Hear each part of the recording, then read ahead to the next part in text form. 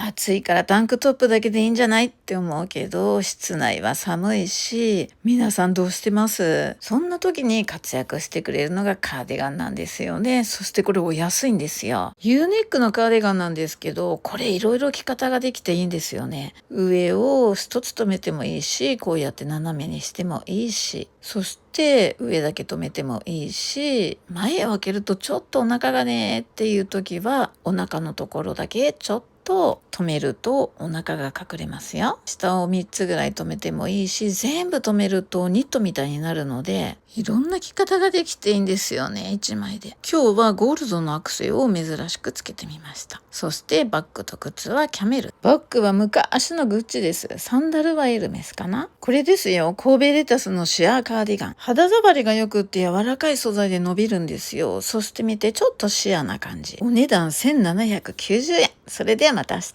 さよなら。